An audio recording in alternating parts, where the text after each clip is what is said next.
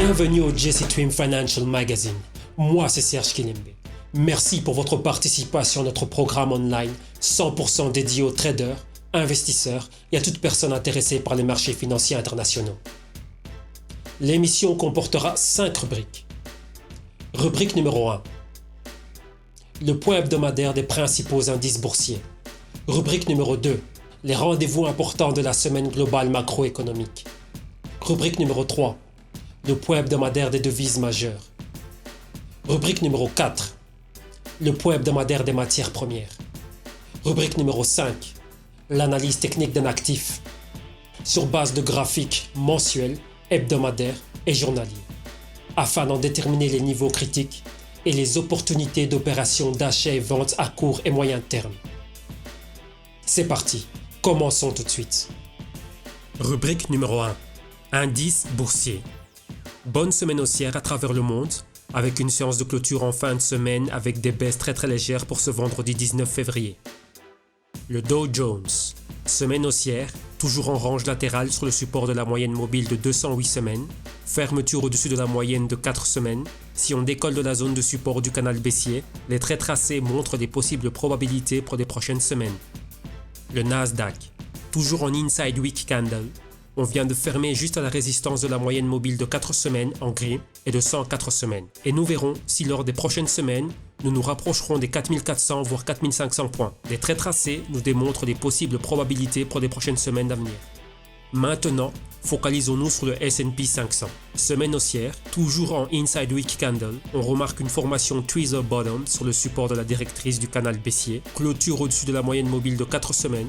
Lors des prochaines semaines, nous devrions aller chercher les 2000 voire 2050 points en zone de résistance du canal baissier, afin de confirmer le pattern ABCD baissier et aller chercher la moyenne mobile de 208 semaines en zone des 1800 points. Jetons un œil sur la carte des secteurs du S&P 500. Sans trop de commentaires, semaine verte, haussière dans tous les secteurs de l'économie américaine. Un œil sur les grandes compagnies internationales qui cotisent aux États-Unis. La semaine fut haussière aussi dans 99% des cas. Le FTSE 100 anglais. Semaine haussière, mais toujours en zone de support du canal baissier, en rouge, et la moyenne mobile de 21 semaines, et la résistance directe en zone de 6145 points. On attend confirmation dans les semaines qui suivent pour voir le FTSE 100 clôturer au-dessus des 6200 points et aller chercher résistance au niveau de la moyenne mobile de 208 semaines et 104 semaines en zone de 6500 points. L'Eurostock 50 en inside week candle, rejet des 3000 points, clôture en dessous de la moyenne mobile de 4 semaines sur le support du canal baissier en plein retest de la résistance formée par la moyenne mobile de 208 semaines. Les traits pointillés montrent les probabilités de l'évolution d'un nouveau pattern ABCD. Voyons cela dans les semaines à venir. Un œil sur l'évolution des secteurs de l'Eurostock 600. Semaine haussière pour les différents secteurs de l'Eurostock 600 de l'ordre de 2 à 7%. Les télécommunications, plus 4%. La technologie, plus 6%. Les médias, plus 5%. Les assurances, plus 5%. Les soins de santé, plus 4%. La finance, plus 5%. Le secteur bancaire, plus 2%. Le secteur automobile, plus 7%. La meilleure hausse de cette semaine. Le DAX allemand. Semaine haussière sur le support de la moyenne mobile de 208 semaines à 9000 points. Et juste en dessous des 9400 points de résistance de la moyenne mobile de 4 semaines. Nous sommes sur le support du canal baissier. On attend une clôture au-dessus de la moyenne mobile de 4 semaines pour aller chercher la résistance du canal et former un nouveau ABCD. Mais premièrement, nous avons les 10 250 points de la moyenne mobile de 104 semaines et 21 semaines, potentiel point C. Le SMI suisse se trouve dans un inside week candle. Malgré un gros gap haussier par rapport à la clôture de la semaine précédente, la semaine est venue clôturer juste en dessous des 8000 points. Zone de confluence des moyennes mobiles de 208 et 4 semaines. Nous verrons dans les prochaines semaines comment cette zone sera travaillée. Le Nikkei japonais. Clôture en inside week candle. Rejet des 16 000 points. En zone de support du canal baissier, on attend une action soit en direction du support de la moyenne mobile des 208 semaines en zone des 14 600 points ou soit vers la résistance des 16 800 points, zone de la moyenne mobile des 4 semaines. Le AUC australien, sans direction depuis 6 semaines, toujours en range latérale entre 4 800 points et 5 100 points, toujours en retest de la moyenne mobile de 208 semaines comme résistance. Voilà, c'est tout pour les indices. Rubrique numéro 2. L'agenda global macroéconomique de la semaine du 22 au 26 février. Mardi 23 février. À 10h, l'Allemagne publiera le LFO Business Climate du mois de février. À 12h en Suisse, speech du chairman de la Swiss National Bank, M. Jordan. À 16h aux États-Unis, publication des Existing Home Sales du mois de janvier. Mercredi 24 février. À 16h aux États-Unis, publication des New Home Sales du mois de janvier. Jeudi 25 février. À 8h, l'Allemagne publiera sa GfK Consumer Confidence du mois de mars. À 10h30, l'Angleterre publiera ses chiffres d'estimation de taux de croissance du PIB de trimestre en trimestre et d'année en année pour le quatrième trimestre. À 14h30, aux États-Unis, publication des Durable Goods Orders de mois en mois pour janvier 2016. Vendredi 26 février. À minuit 30, le Japon publiera son taux d'inflation d'année en année du mois de janvier. À 2h moins quart du matin, l'Angleterre publiera sa GfK Consumer Confidence de février. À 9h15, la Suisse publiera son Non-Farm Payrolls du 3e et 4e trimestre.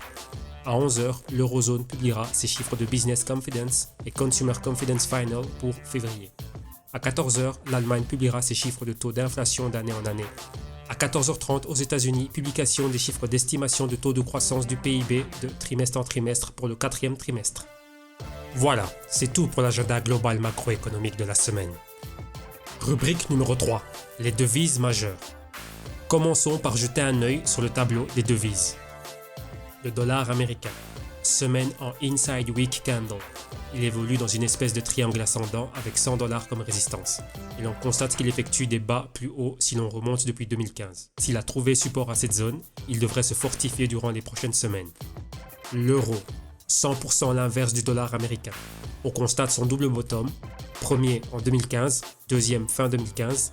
Il devrait soit évoluer en range durant un temps, puis aller à la baisse, ou commencer à baisser immédiatement cette semaine et continuer la baisse la semaine suivante. Le yen, essoufflement de sa hausse en zone de résistance de 2015. On voit clairement un pattern cup and handle. Il devrait s'affaiblir et baisser légèrement vers les 0.86 avant de repartir à la hausse. La livre sterling, second inside week candle consécutif sous la résistance de 1.45. On remarque un ABCD baissier. Si un nouveau ABCD est en place, alors on devrait le voir se renforcer et se diriger vers les 1.50 et 1.55. Le dollar canadien, essoufflement au niveau de résistance de son canal baissier, donc s'attendre à son affaiblissement très probablement. Rappel, garder un œil sur le pétrole. Le franc suisse, rejet de sa résistance des 1.025, inside week candle, va probablement nous refaire un triple bottom ou évoluer en range latérale. Le dollar australien, essoufflement aux zones de résistance de son canal baissier, on attendra une confirmation de son affaiblissement.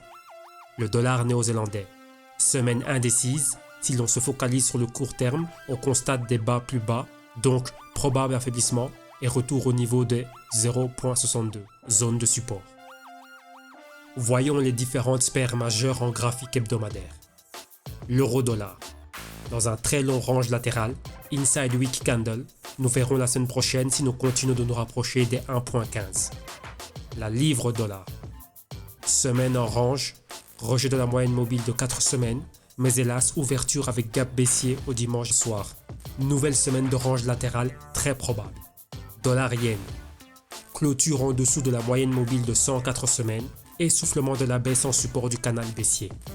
Dollar américain, dollar canadien. Sur le support du canal haussier, avec la moyenne mobile de 21 semaines comme support, possible rebondissement et clôture au-dessus de la moyenne mobile de 4 semaines en zone de 1.38. Dollar américain franc suisse. Semaine haussière, bullish reversal candle en zone de support de la directrice haussière, clair triangle ascendant avec 1.024 comme résistance travaillée à 3 reprises, dont 2 très récemment. Les moyennes mobiles de 4 et 21 semaines sont la résistance directe à 1.00. Nous voulons une clôture au-dessus de ces niveaux pour aller chercher la zone de résistance des 1.02. Dollar australien, dollar américain. Second inside week candle, au-dessus de la moyenne mobile de 4 semaines et juste en dessous de la moyenne mobile des 21 semaines. On veut clôturer au-dessus et aller chercher la moyenne mobile de 52 semaines en zone de 0.74.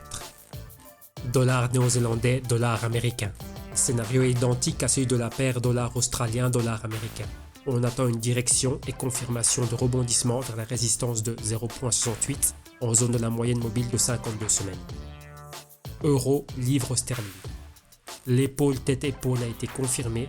Maintenant, nous approchons de la moyenne mobile de 208 semaines. Inside Week Candle, essoufflement du flux acheteur et possible formation du patron Cup and Handle. Donc, possible retour en zone de support de la moyenne mobile de 104 semaines. Puis, rebondissement à la hausse. Scénario très probable vu le triple top que forment les deux mèches. Livre yen. L'épaule tête-épaule a été validée. Maintenant, nous sommes sur le support du canal baissier avec la moyenne mobile de 208 semaines en zone de 160.100. Si l'on clôture au-dessus de la moyenne mobile de 4 semaines à 167, on irait chercher les 175 comme résistance avant de redescendre vers les 150 si la target est de percer le support des 160. Bitcoin, dollar américain. Semaine haussière, en direction de la résistance des 460. Toutes les moyennes mobiles jouent le rôle de support et si le prix passe les 460, nous irions droit vers les 640 en validant le canal haussier. Rubrique numéro 4, les matières premières. Numéro 1, le Brent. 3 semaines en Inside Week Candle. Nous avons eu une semaine de rejet des $35 le baril. Nous resterons dans ce range un certain temps probablement, en attendant de voir l'évolution de cette nouvelle semaine de trading.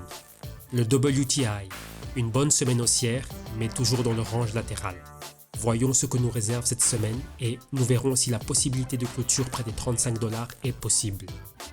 L'or, sans continuité de la semaine haussière précédente, maintenant nous sommes en Inside Week Candle, on a surpassé la résistance des $1200, on se dirige vers des $1300 qui coïncident avec la résistance du canal baissier de long terme, initié mi-2011, en zone de $1900. À court terme, nous avons $1300 et $1400 comme résistance directe, si toutefois nous sortons du range latéral cette semaine. Rubrique numéro 5. Analyse technique de l'action de la compagnie JP Morgan Chase & Co. JPM. Compagnie nord-américaine du New York Stock Exchange, secteur financier, banque centrale. Notre analyse sera simple et basique. Nous utiliserons 3 time frames, mensuel, hebdo et journalier, dans lesquels nous déterminerons les niveaux critiques, les résistances et supports, les directrices de tendance haussières et baissières, et comme indicateur en graphe journalier, nous aurons recours aux moyennes mobiles de 20, 50, 100 et 200 jours, et d'un oscillateur slow stochastique. Numéro 1. Graphique mensuel.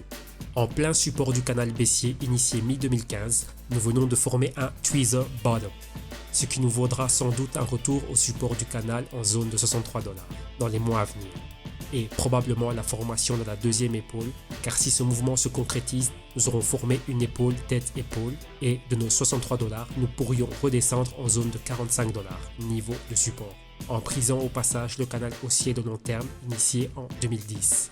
Ce scénario se développera au cours de l'année 2016. Attendons confirmation des mouvements à court terme et gardons un œil sur les zones à conflit futures. $63 comme résistance et $55 comme support. Numéro 2. Graphique hebdo. Après le rejet des prix plus bas que $55, nous avons clôturé la semaine avec un doji. Nous évoluons dans un range latéral entre $56 et $59,50. Actuellement en point D de notre ABCD sur la zone de support du canal baissier, nous attendons confirmation d'un rebond en direction de la résistance du canal baissier en remplissage du gap en zone de $65. Mais premièrement, à court terme, une clôture au-dessus de 59,50. Numéro 3. Graphique journalier. Ici, nous remarquons une idle reversal avec une seule bougie isolée par 2 gaps, un baissier suivi d'un haussier. Le prix trouve résistance à $60 et repartira sûrement dans un nouveau range latéral entre 55 et $60. Les volumes sont très faibles, donc cela signifie que nous évoluerons très lentement. La moyenne mobile de 200 jours est en zone de résistance à $62,25. Ici, nous irons un peu plus loin et nous établirons un schéma de probabilité basé sur le canal baissier. Les traits pointillés nous montrent la possible trajectoire du prix dans le range latéral et hors de celui-ci, si toutefois nous parvenons à rompre à la hausse au-dessus des $60 pour aller chercher la moyenne mobile de 200 jours à $62,25. Les autres moyennes mobiles de 20, 50 et 100 jours sont des résistances clés, excepté celle de 20 jours qui a capitulé en zone de $57. Et maintenant, la moyenne mobile de 50 jours est à $60 et celle de 100 jours est à $61,50. Si le prix parvient à sortir de ce range latéral, nous irons chercher ces deux zones-là. Le slow stochastique, représenté ici en 3 blocs distincts. Le premier, en bleu, zone de range latérale, où il nous donna des points d'achat et vente entre les résistances et supports. Le bloc vert, canal haussier, dont il nous donna des points d'achat essentiellement. Et finalement, le bloc rouge, dans lequel nous évoluons toujours. Vu que nous évoluons en range dans la zone de support du canal baissier, il est très probable de voir le prix baisser. Le slow stochastique a déjà visité la zone de survente, donc soyons très prudents lors de l'interprétation des signaux du slow stochastique, car au-dessus des $60, nous rechercherons des points d'entrée acheteurs. Voilà tout pour notre analyse technique. Si vous souhaitez analyser les fondamentaux de la compagnie JP Morgan Chase & Co., visitez sa page web ou Google Finance, Yahoo Finance ou d'autres sites web pour plus d'infos et news et événements importants au sein de la compagnie JP Morgan Chase & Co. en 2016. Voilà, c'est tout pour cet épisode. Abonnez-vous, commentez, partagez, likez et contactez-moi pour toute question et information. Bon trading et rendez-vous la semaine prochaine. Merci.